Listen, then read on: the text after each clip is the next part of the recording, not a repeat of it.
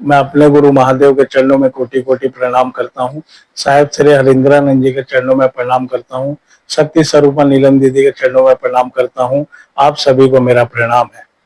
आज एक भैया ने मुझसे पूछा कि भैया आप हमेशा महादेव की बात करते हैं, मैं जब भी आपसे बात करता हूं तो आप केवल महादेव की ही चर्चा करने लगते हैं, तो आप सावन के महीने में शिव के दर्शन के लिए हरिद्वार क्यों नहीं गए या बाबा धाम क्यों नहीं गए? ये तो जानना चाहिए।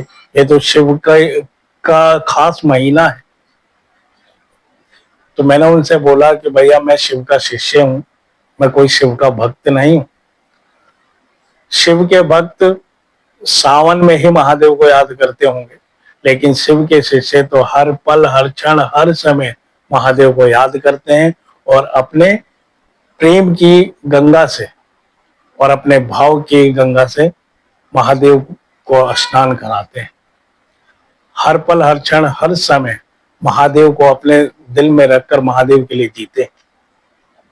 वो केवल सावन के महीने में महादेव को याद नहीं करते, हर पल हर क्षण करते हैं और उनसे दया पाते हैं। मैंने ये जाना साधु संतों से कि आखिर ये कांवर लाने का, ये जल चढ़ाने की प्रथा क्या है, तो मुझे जो बताया मैं आपको बताता हूँ कि एक महात्मा जी ने मुझे बताया कि जब सागर मंथन हो रहा था तो मंथन में हलाहल निकला, जहर निकला। वो जहर इतना प्रभावशाली था कि अगर उसका एक बूंद भी धरती पे गिर जाता ना तो धरती का विनाश हो जाता। कोई भी देवी देवता के पास उस समस्या का कोई समाधान नहीं था। तब देवादिदेव महादेव ने ये निर्णय लिया कि इस जहर को मैं क्षय कर लूंगा, यानी इस जहर को मैं ग्रहण कर लूंगा। और तब महादेव ने उस हलाहल को पिया और सारा हलाहल, सारे विष को अपने गले पे ही रोक लिया, जिसके वजह से उनका गला नीला पड़ गया। इसलिए महादेव को नीलकंठ भी कहा जाता है।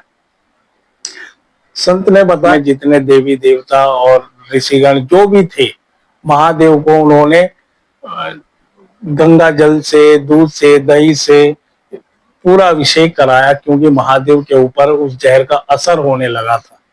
महादेव उससे परेशान होने लगे थे, बेचैन होने लगे थे।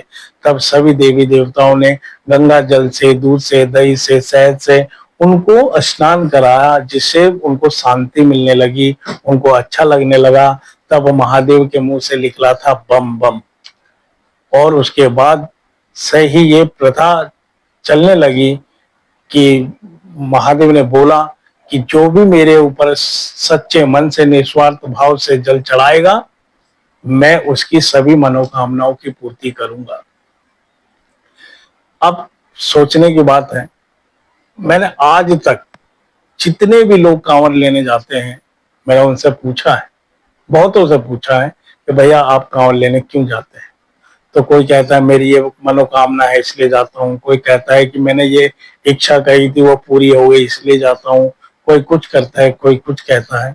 सबकी एक लौकिक इच्छा से जुड़ी हुई बातें हैं, स्वार्थ है, जिसके पूर्ति के लिए वो महादेव के यहाँ पर जाते हैं और जल चढ़ाते हैं। लेकिन मुझे आज तक एक भी व्यक्ति ऐसा नहीं मिला जो कि कहा हो कि मैं शिव के लिए, शिव के दर्शन को जाता हूँ, यानी मैं शिव की प्यास को बुझाना चाहता हूँ। गंगा जल चढ़ाने से शिव को अच्छा लगता है, शिव को शांति मिलती है, मैं इसलिए जाता हूँ, ऐसा कहने वाला मुझे कोई मिला नहीं। और जब शिव ने खुद ही बोला, महादेव ने खुद ही बोला, जो निस्वार्थ भाव से मेरे ऊपर श्रद्धा पूर्वक जल चढ़ाएगा, मैं उसकी इच्छा की पूर्ति, यानी उसका मैं ख्याल रखूंगा, शिव ने बोला है। लेकिन एक भी व्यक्ति निस्वार्थ भाव से कहां कर रहा है? कुछ ना कुछ तो उसको चाहिए, कुछ ना कुछ वो डिमांड कर ही रहा है महादेव से। तो वो तो स्वार्थ का पूजा हो गया, स्वार्थ की सेवा हो गई। लेकिन शिव के शिष्य स्वार्थ के लिए अपने गुरु शिव की सेवा नहीं करते हैं, वो निस्वार्थ भाव से अपने गुरु के लिए जीते हैं। हर पल हर क्षण हर समय जगत को उनके गुरु स्वरूप से जोड़ने का काम करते हैं। वो कोई लौकिक इच्छाओं की पूर्ति के लिए नहीं करते। मैं सच्चे शिव शिष्य की बात कर रहा हूँ, जो केवल नाम के शिव शिष्य, मैं उनकी बात नहीं कर रहा हूँ। तो कहने का मतलब यह है कि हम शिव शिष्यों के लिए प्रत्येक दिन सावन है, प्रत्येक दिन हमारे शिव का दिन है। कोई स्पेशल 12 महीने में एक महीना सावन शिव का नहीं, हमारा हर दिन, हर पल, हर क्षण, हर समय हमारे शिव का है। और हम कोशिश करते हैं कि हम हमेशा कुछ ऐसा कृत करें या ऐसा काम करें जो कि हमारे शिव को अच्छा लगता है, पसंद होता है। वो काम है खुद भी शिव से जुड़े रहना, दूसरों को भी शिव से जोड़ने के लिए प्रयास करते रहना, जिसे सुनकर शिव प्रसन्न होते हैं। ऐसा मैं नहीं कह रहा हूं, हमारे शास्त्रों में लिखा है कि शिव की चर्चा करने वाले को शिव बहुत पसंद करते हैं और दूसरों को शिव से जोड़ने वाले के लिए शिव सब कुछ निछावर कर देते हैं। तो शिव शिष्य मौका परस्त नहीं है कि आज कृष्ण जी का दिन है तो कृष्ण जी की पूजा करो, आज राम जी का दिन है तो राम जी की पूजा करो, आज हनुमान जी का दिन है तो हनुमान जी की पूजा करो। शिव के शिष्य केवल अपने गुरु शिव को ही प्रेम करते हैं। को प्रेम जैसे राधा को कृष्ण से प्रेम हो गया और कृष्ण के अलावा उन्होंने किसी को नहीं पूछा। सुदामा को कृष्ण से दोस्ती हो गई, उसके अलावा उन्होंने किसी से नहीं पूछा। तो उसी प्रकार शिष्य को अपने गुरु से प्रेम हो जाता है तो शिव के अलावा वो फिर कहीं पर जाते नहीं हैं। तो किसी ने शायर ने अच्छा एक शायरी बोला है, मुझे पता नहीं किसने, चांदनी चांद से होती है सितारों से नहीं, मोहब्बत एक से होती है हजारों से नहीं।